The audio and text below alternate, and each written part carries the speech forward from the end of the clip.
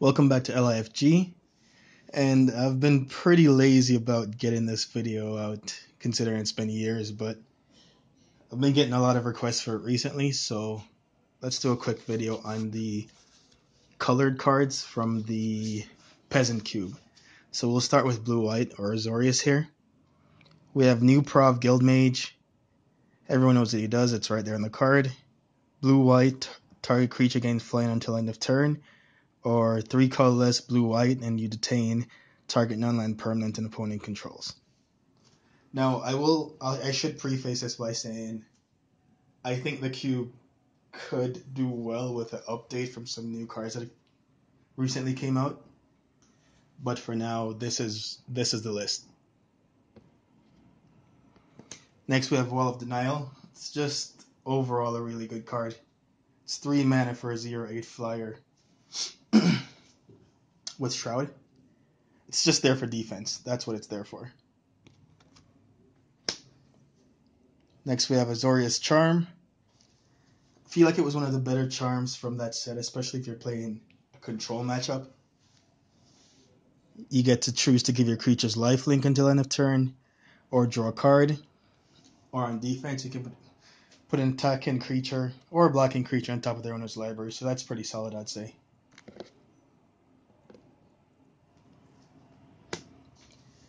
Next is Liev Sky Knight. It's a 3 mana 3/1 flyer. When it enters the battlefield, you can detain an unland permanent an opponent controls. So it's right on curve. You get 3 power for 3 mana in the air, and it also has an ability coming into play.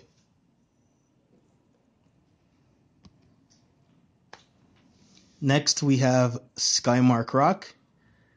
It's a 4 mana 3/3 flyer. When Skymark Rock attacks, you may return target creature defending player controls with toughness 2 or less to its owner's hand. I mean, that ability isn't always going to be useful. It's still a 3/3 flyer for 4.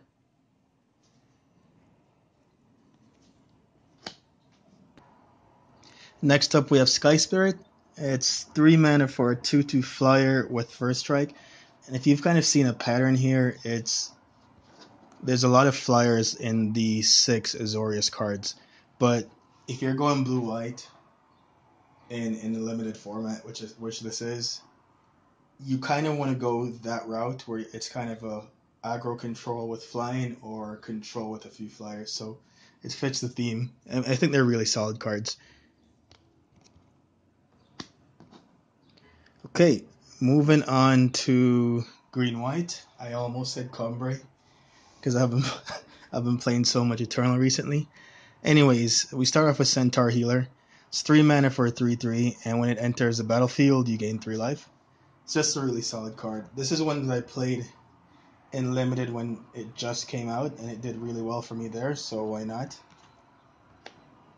Dryad Militant is a 1 mana 2/1, which just on stats alone, that's really, really solid. And if an instant or sorcery card would be put into a graveyard from anywhere, you exile it instead. Qasali Pridemage. Everyone knows Qasali Pridemage. It's just a solid card. It still sees play as far as Legacy. It's a 2 mana 2/2, has Exalted, and you can sack it for 1 colorless to destroy an artifact or enchantment. Risen Sanctuary, it's a 7 mana 8/8 with Vigilance, and this is just, you're in green, you splashed white, or you're green-white. Big creatures for less mana than their power. It's just good. These are the colors for it, so that's why that's there. Kitchen Finks, another card that sees a lot of play even in Modern right now. It's 3 mana, and it's hybrid mana for 2 of them, for a 3/2. When it enters the battlefield, you gain 2 life, and it has Persist. So basically, the first time it dies, you return it from the graveyard to play with a -1/-1 counter on it, and you get to trigger that ability again to gain 2 more life. Just a really, really solid and resilient card. Okay, next up we have Selesnya Charm. Few of the colors you're going to see are right in the charms if they're decent. So Selesnya Charm, choose 1. Target creature gets +2/+2 and gains trample until end of turn. or exile target creature with power 5 or greater, which is a really strong ability. Or you can put a 2/2 white knight creature token with vigilance onto the battlefield. And it's an instant, so depending on which route you're going, you can be putting creatures into play at instant speed, or you can use it more as a finisher with the trample, or just to exile a big creature that's going to kill you. Moving on to black-white, we got Blind Hunter.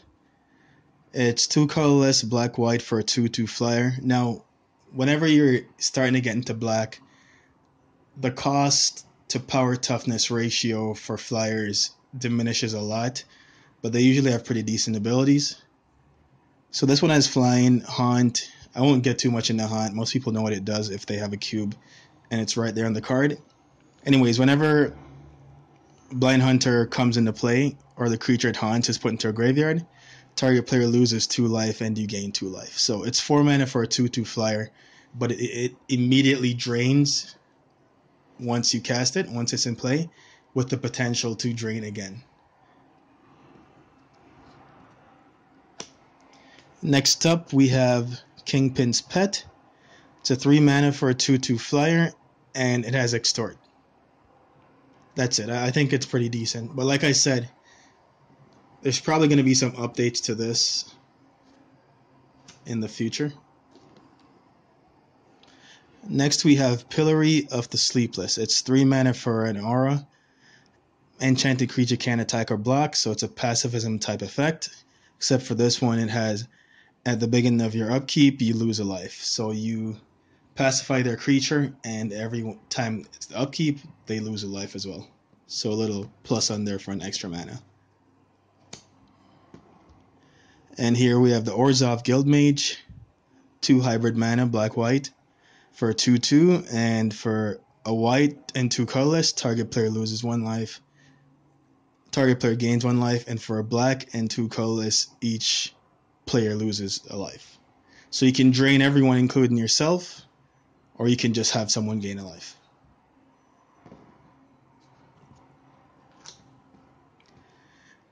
Next up is Mortify, which is probably the strongest card in these colors in the cube. And it's just 1 colorless, black-white, destroy target creature or enchantment. It's just a really good card. I don't need to explain much more than that. And finally, we have 1000 Lashes. 2 colorless, black and a white, and it's another aura.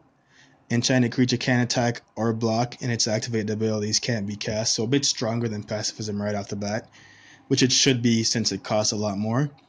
And at the beginning of Enchanted Creature's controller, that player loses a life. So very similar to the one I showed you before it, except with this one, they cannot activate the abilities as well. For example, on the Guildmage, the other one, they could still activate the ability. With this one, they would not be able to. Okay, moving on to red-green, we'll start with Savage Twister. X and red-green, Savage Twister deals X damage to each creature.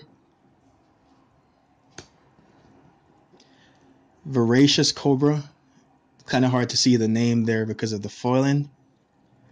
Anyways, 2 colorless, red and the green for a 2/2 with first strike. When Voracious Cobra deals combat damage to a creature, destroy that creature. Now, because of the first strike, it's not going to trade. Basically, it's not going to trade much in combat. Next up is Bogart Ramgang. It's 3 hybrid mana, red-green, for a 3/3 with haste and wither. It's a goblin warrior. So what wither does is, when it does combat damage to creatures, it does it in the form of -1/-1 counters. Pretty solid card. And next up we have the Skarg Guildmage. So green-red for a 2/2. And for green-red creatures you control gain trample until end of turn. And 1 colorless green-red, target land you control becomes a 4/4 elemental creature until end of turn. That's still a land. So this is a very aggressive card. And we of course have Gorklan Rampager. I can't imagine this not being in the cube, even if I do update it. It's 4 mana for a 4/4, so right on curve with trample. and it also has Blood Rush. So for 2 you can discard it, and target attacking creature gets +4/+4 and trample until end of turn. It's just a really, really solid card. And finally we have the Gruul Charm. So choose one. Creatures without flying can't block this turn or gain control of all permanents you own, or Gruul Charm deals 3 damage to each creature with flying. Out of all the charms I've shown so far, I'd probably say this is the most, this is the weakest one. But it's depending on the situation, it's still a pretty solid card. Alright, moving on to Simic. Simic Charm. Choose one. Target creature gets +3/+3 until end of turn. That's your giant growth effect for all the giant growth fans out there.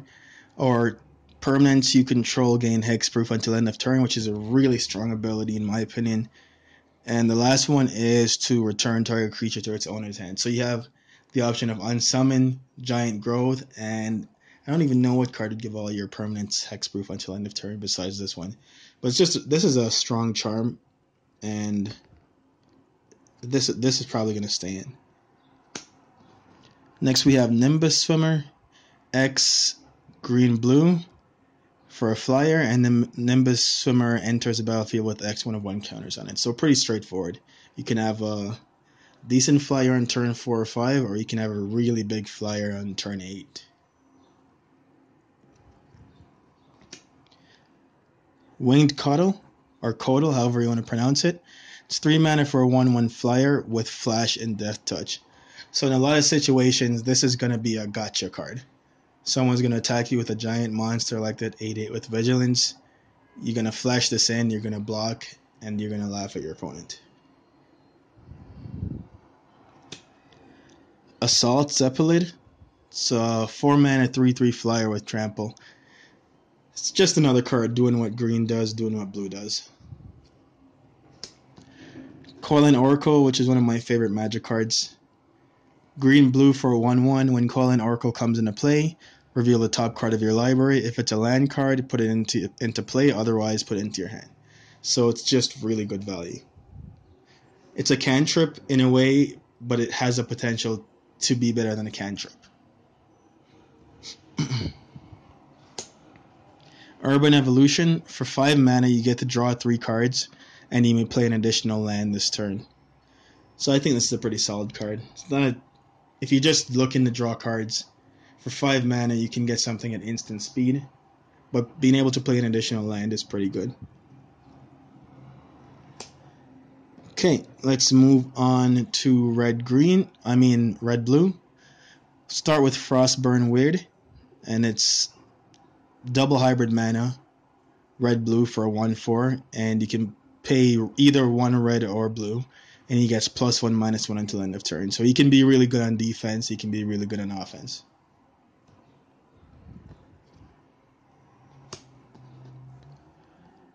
Thought Flare for 5 mana, draw 4 cards, then discard 2 cards. It's at instant speed as well. Next up we have Fire and Ice. Make this readable. So for a colorless in a blue, tap target permanent and draw a card. And for a colorless in a red, deal 2 damage divided as you choose among 1 or 2 target creatures and or players. Both sides of this card are instant speed. This is a classic that was reprinted. It's just a really good card. And next up we have Izzet Charm, which I think is one of the more versatile charms in this cube as well. So you can choose one, counter target non-creature spell unless its controller pays 2. Not bad. Or it deals 2 damage to target creature, or you can draw 2 cards and discard 2 cards. If your hand's pretty dead and you're just trying to find an answer to something, it's a pretty good loot type effect. Next we have the Izzet Chronarch. 5 mana for a 2/2, and when he enters the battlefield, return target instant or sorcery card from your graveyard to your hand. If you're in these colors, chances are you have numerous instant and sorceries in your graveyard by the time you cast this guy. Whether you're going the burn route, the control route, you're probably going to have spells in your graveyard in these colors. Next up we have Electrode. It's 3 mana for a 0/1, and tap him to do 1 damage to target creature or player. Whenever you play an instant or sorcery, you may untap the Electrode. So if I find something solid, this might, now reading this after all this time, this might be one of the cards that I would potentially think about replacing. Doesn't seem as strong as some of the other cards I've gone through so far. Alright, let's move on to one of my favorite color combinations, blue-black or Dimir. We'll start off with Mori or Moroi, however you want to pronounce that. It's 4 mana for a 4/4 flyer, with the drawback of at the beginning of your upkeep, you lose 1 life. Usually, the 1 life is okay. The 4/4 flyer can end the game very quickly, coming out that early. Next up, we have another one of my favorite Magic cards, Recoil, colorless, blue-black, instant speed, return target permanent to its owner's hand, then that player discards a card from his or her hand. If your opponent has no cards in hand, this is Vindicate. Next up, we have Clutch of the Undercity, colorless, blue-black, return target permanent to its owner's hand, its control loses 3 life. This is all at instant speed. And if for some reason you think this card isn't very useful, which I doubt you will, you can transmute it for another card. Really, really underrated card in fun formats. Next up is Twisted Justice. It's a 6 mana sorcery. Target player sacrifices a creature, and you draw cards equal to the creature's power. So, I mean, if your opponent has a bunch of 1/1s, this is a bad card. But if they have a couple of big creatures and you can control what they sack, this is a really good card.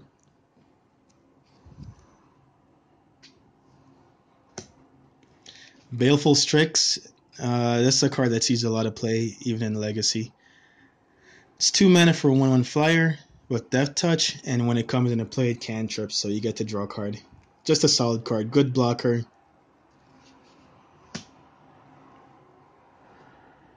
Next up is Dinarova Horror.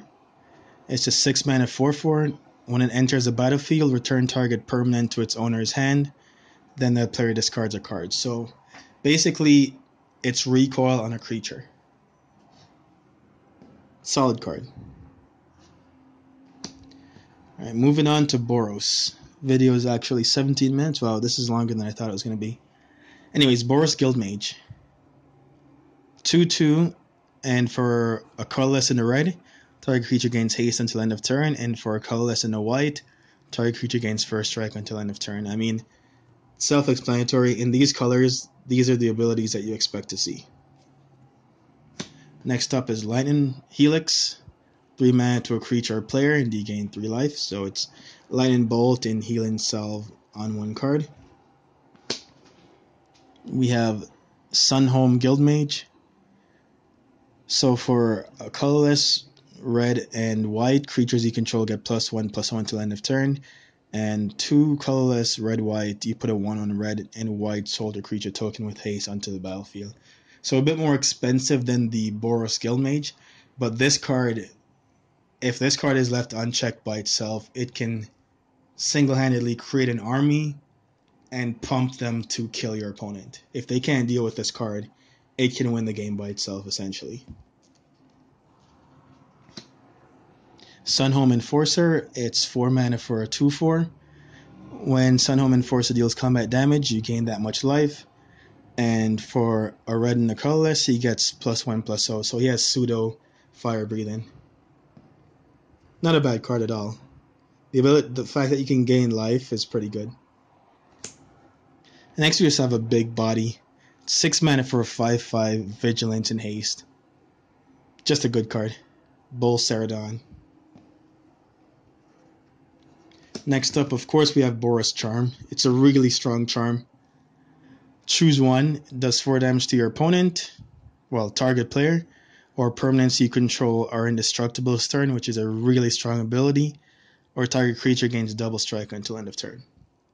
So Boros Charm is one of the strongest charms in this cue board, just from that set of charms anyways.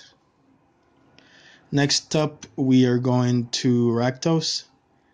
So start off with Rakdos, Rage Mutt, 5 mana 3/3 with lifelink and haste.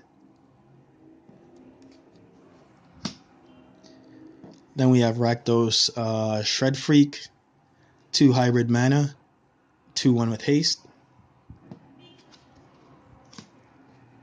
Rakdos Crackler, it's 1 mana 2/2. You're almost never going to not unleash this card. I don't think you ever want to block with this. And next up we have Murderous Redcap, 4 mana 2/2. When it comes into play, it deals damage equal to its power to target creature or player. And also, like Kitchen Finks, it has Persist, so it can come back. Next up we have Hellhole Flailer, 3 mana 3/2. A lot of times this is going to be a 3 mana 4/2 because you're going to unleash it. And you can sacrifice him for 4 to deal damage equal to his power to target player, which is another reason you're going to unearth it very often. Wrecking Ball, it's just removal, 4 mana, instant speed, destroy creature or land. Just a solid card. And finally we're going to move on to Golgari. Start off with Life and Death. So for 1 green, Life says all lands you control become 1/1 creatures until end of turn. They're still lands. And for colorless and the black, Death says return target creature card from your graveyard to the battlefield. You lose life equal to its converted mana cost. So Death is pretty strong. Death is pretty strong. Next up we have Dreadmangler, 3 mana 3/3 with haste, and it also has Scavenge. Putrefy is as strong as Mortify. In this cube it might even be stronger, to be honest. So 3 mana, instant speed, destroy target artifact or creature. It can't be regenerated. Trade off, no enchantment, but you get artifacts instead, and they can't regenerate. So just a really good card as well. Next up we have Korzovda Guildmage. And for colorless, black green, target creature gets +1/+1 and gains intimidate until end of turn. Or for 2 colorless, black green, sacrifice a non-token creature, put X 1/1 green sapling creature tokens onto the battlefield, where X is the sacrifice creature's toughness. Next up, of course, I'm going to have more charms. Golgari Charm, which I think is a very underrated charm. So you can give all creatures -1/-1 till end of turn. That can just absolutely wreck some decks. Or destroy target enchantment, or regenerate each creature you control. So I think it's a really underrated card. Of course, something like Putrefy would completely stop the last part of this, but really good card. And finally we have Putrid Leech, 2 mana 2/2. You're going to be paying 2 life a lot to make this a 4/4 when you're attacking. So it's just good value for the casting costs. And that is the last card of the colored or guild cards in the cube. It's been maybe 3-4 years, but I finally have it up. So I will do the lands, and we can wrap up the cube. I'm open to suggestions of later cards that might be useful in the cube, and then I'll decide on my own or with the play group what we would switch out for those cards. But anyways, for all the people that have been asking over and over again for the last 8 months or so, there it is. There are the colored cards for the cube, and as always, thanks for watching. Comment below and like and subscribe. Thanks.